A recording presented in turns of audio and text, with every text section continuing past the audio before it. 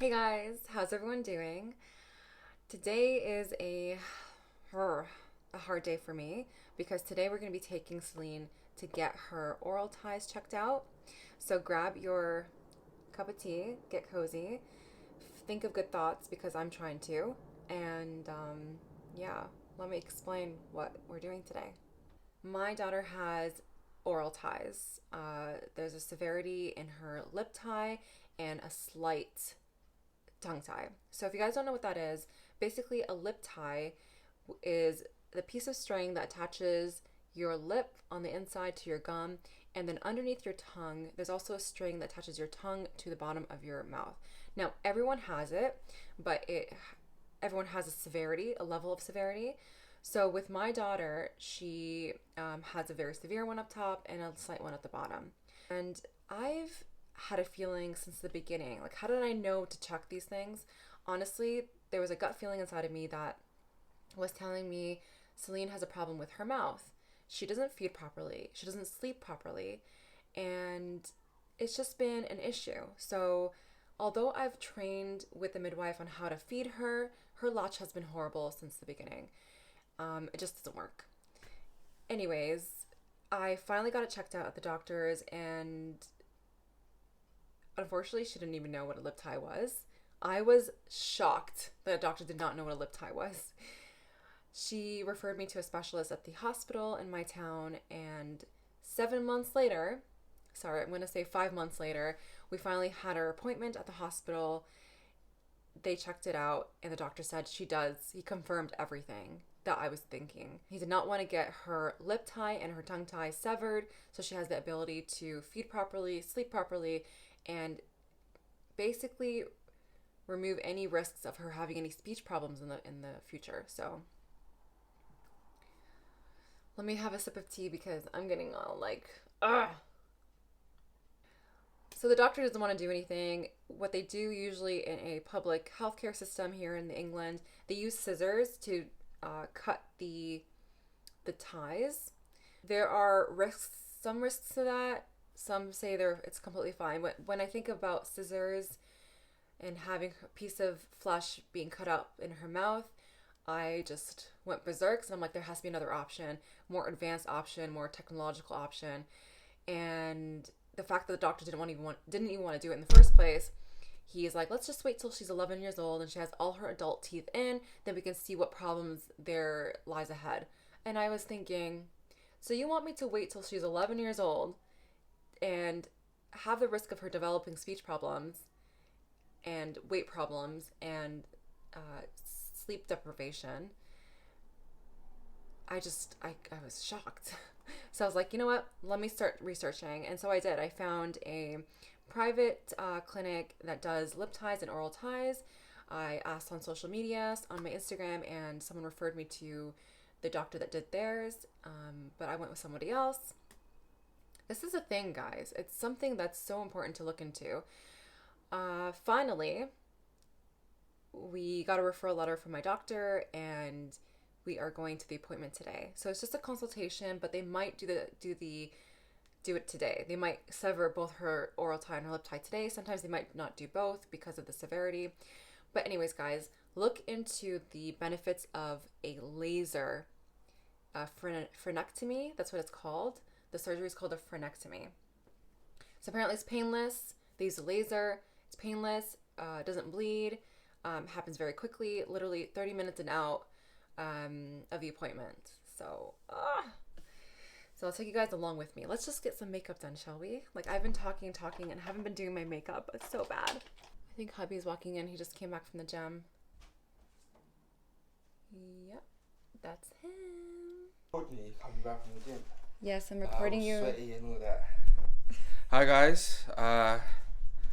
Here's the microphone. I didn't know it was recording today, but come along. Alright, now I need to make lunch. Okay. Alright, make lunch.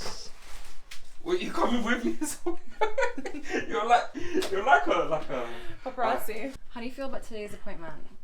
So I thought I'd ask you before, you start getting ready. So I don't know how to feel. I do obviously feel a little bit nervous for Celine and a little bit lost at the same time because it's meant to be a consultation, but they did say like if she does need surgery, then they'll do it on the day. They'll possibly do it on the day. Yeah, they'll do it on the day. And they did say like it's painless. It's the most painless surgery when it comes to lip tie and tongue tie. But recovery time and all of that. That's why we're going with laser, because recovery time apparently it's instant.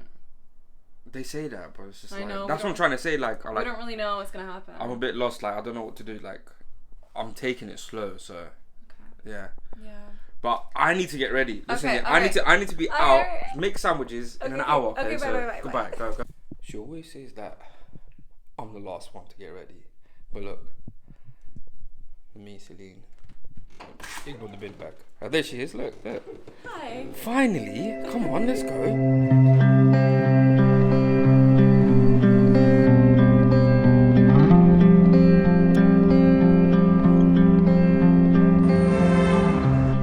Oh my days. Guys, we just finished The procedure. And boy, It was tough. It was an experience. It was tough. It was very tough. I don't know if we should sit down and talk about it, because it's like a lot to say. Yeah. So we've just come to this Otanega, guys, because it's a cute cafe. Honestly, I'm just really feeling it right now with Celine. I just want to calm down, have some coffee and a cake, and I'll show you guys what I got. So I got a pistachio rose cake and an oat latte. And then hubby got himself a normal latte. No cake. Hey guys, we're feeling much better after that cake and that coffee. We're just walking to the car park right now, or where we parked. Selena's doing much better. Like we didn't have to give her any like Calpol.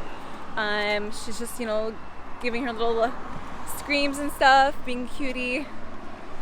But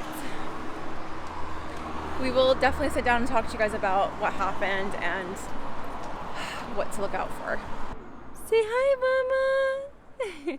I think her lips are a little bit numb and she's ready to go sleep. And let's go, baby. Let's go, Mama. So I just gave Celine some Calpol. I just thought she was being a little bit like fussy and just want to comfort her a little bit. So at her age, you're supposed to give them 5 ml, which I just did. I do need to put her to sleep. She hasn't eaten anything. Like, she's not letting me feed her. So I'm going to try again and see if she'll take anything. But we're home now and just going to feed her and yeah. It's a week later after Celine's procedure.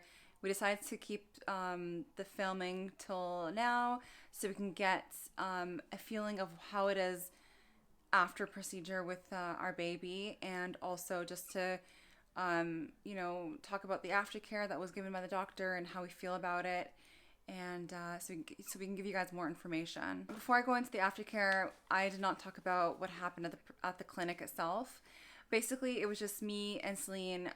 My husband had to go park the car, and it was like a 15-minute walk from the clinic, and I felt horrible for him because he was in a rush to get back to see me and Celine. And after I talked to the doctor and he went through the procedure and all of that, he asked me to leave the room. And the reason why he asked me to leave the room is so I do not give my negative energy to Celine and make things worse. He doesn't just do it to, didn't just do it to me. He asked all parents to step outside the room. That was really hard for me to let go of because, when your baby is in pain or is with strangers, you just want to be there. And that was really hard for me. So I did it. And I was pacing the hallways, calling Emann, telling him to get there. I couldn't do it alone. He finally got there, and all I can hear is my daughter screaming, and screams I've never heard before. It was so hard for me to listen to, and I recorded it, and I don't know if I want to include it in this video. I might do it, I don't know, but it was just so hard to hear. Anyways, so what they do during the procedure is they put a little cream numbing cream on the area. So they put numbing cream on her lip tie and her oral tie underneath her tongue tie, underneath her tongue. And they put her in a swaddle to keep her arms down. Now, when I saw that swaddle, it was so tiny. I couldn't believe they were going to stuff my baby in there. She had shoes on, and I asked if I should take off her shoes, and they said, no, it's fine. Now, after the procedure, I realized that I wish I didn't put her in so many layers. So I put her in her outer clothing and her inner clothing, which is a vest. And I realized that she was going to have a swaddle on top of that, and she was going to be crying, and her temperature was going to rise. So she did develop a little bit of a stomach rash from the heat and from all of that. The procedure was, I would say the procedure was about 10 minutes, 15 minutes, I think. I just wasn't keeping track of the time. It felt much longer, actually, and it could have been longer. I don't know. Celine was... According to the doctor, Celine has a very, very strong jaw, and she's stubborn. That's what they said. She's stubborn. She didn't want to open her mouth. Her gums were chowing down on the doctor's fingers, and he was shocked about how strong she is, mashallah. So he had a hard time keeping her mouth open. We were given some stretching exercises to do for the next 2-3 weeks. And we're supposed to basically pinch and massage certain areas in the mouth to make sure that the frenulum doesn't return back or connect back in the way it was, or even worse. It could come back worse and much stronger. So we basically have to lift up her lip and massage that area for about 3 to 5 seconds. And then underneath her tongue, we're supposed to lift it, and then we're supposed to kind of like stretch the diamond that he created with the laser and stretch it out, and then pinch the top of the diamond and stretch that out a little bit. So that will keep we're supposed to do that, oh my god. We're supposed to do that every day, 6 times a day.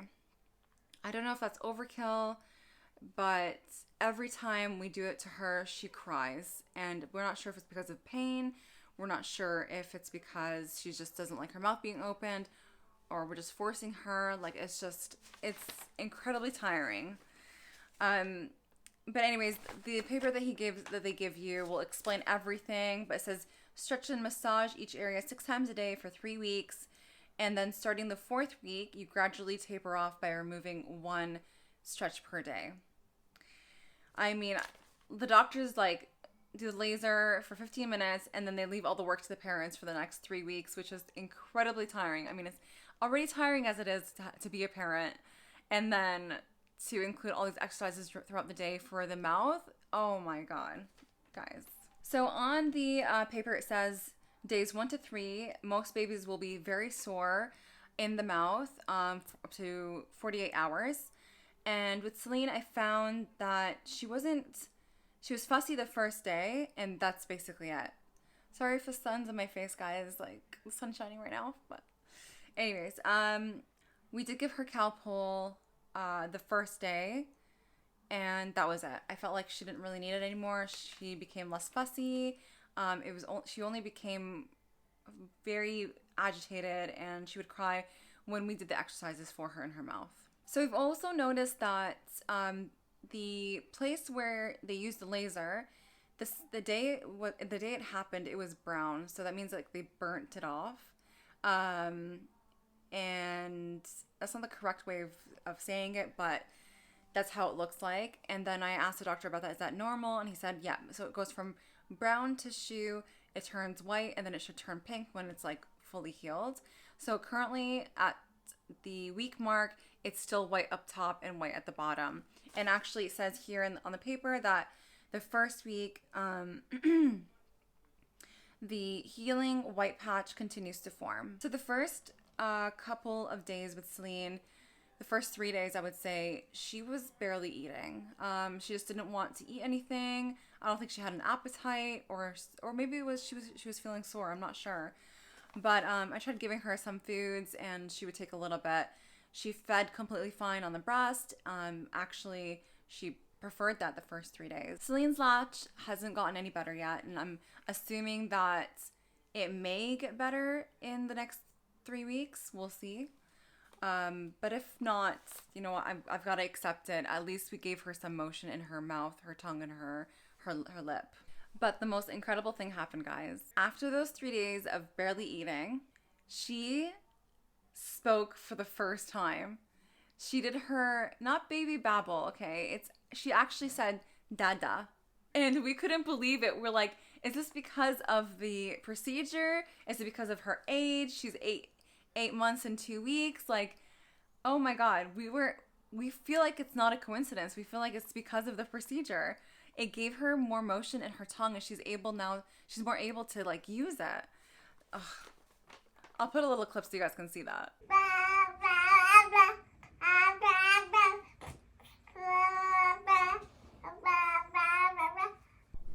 So it's just incredible. Like, I know how hard it is for parents to watch their babies go through these kind of things, and for me especially, I'm a weakling when it comes to this stuff. Like, I just can't believe how weak. When I think about how I'm supposed to act, I feel like I should be strong, and I think I am strong. It's just I find it a little bit hard. Oh my God, the sun's going away. So guys, sun's back. I think I'm gonna close it 1 second. That didn't do anything. I'm so sorry, guys. Anyways, what I want to say was, please, if you have any questions, I would love to answer them. Leave them in the comment section below. Please like and subscribe to our channel. I mean, we have everything from testing foods out to traveling to, life with our little baby and just our day-to-day life. I hope you guys enjoy it. And I wish you guys a good day.